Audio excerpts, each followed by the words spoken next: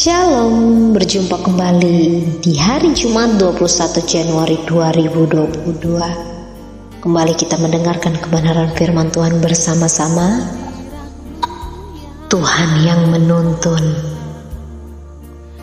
Tuhan berjalan di depan mereka pada siang hari dalam tiang awan untuk menuntun mereka di jalan, dan pada waktu malam dalam tiang api untuk menerangi mereka, sehingga mereka dapat berjalan siang dan malam. Keluaran 13 ayat 21. Dengan tiang awan dan tiang api, itulah cara Tuhan menuntun orang-orang Israel ketika mereka melalui padang gurun. Jadi Tuhan tidak hanya membawa orang-orang Israel keluar dari Mesir, tetapi Tuhan yang sama juga menuntun mereka dalam perjalanan.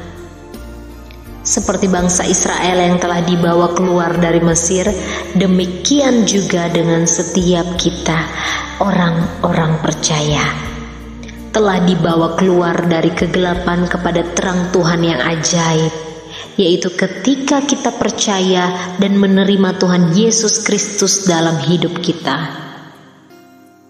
Kita yang tadinya bukan umat Allah, tetapi sekarang telah menjadi umat-Nya, yang dahulu tidak dikasihani, tapi sekarang telah beroleh belas kasihan. Ketika Tuhan sudah membawa kita keluar dari kegelapan, yaitu cara-cara hidup kita yang lama, yang terbelenggu atau terikat dengan dosa, Dia sekali-kali tidak membiarkan, bahkan meninggalkan kita dalam perjalanan kerohanian kita. Dia Tuhan yang sama akan menuntun kita seperti seorang bapa menuntun anaknya. Lalu bagaimana cara Tuhan menuntun kita? Apakah dengan tiang awan dan tiang api seperti bangsa Israel? Tidak.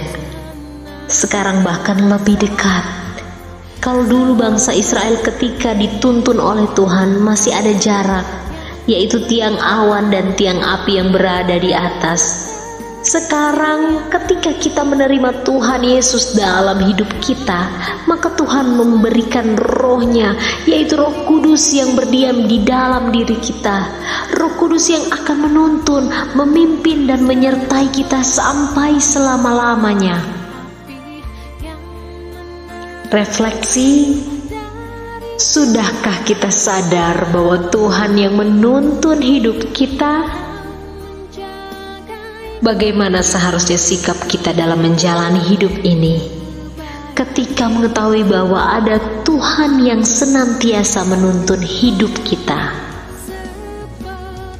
Kita akan berdoa bersama-sama.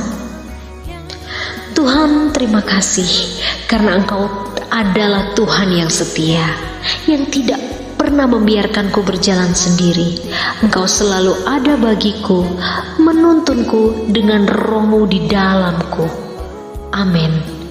Bahan bacaan Keluaran 13 sampai dengan pasal 15. Tuhan Yesus memberkati.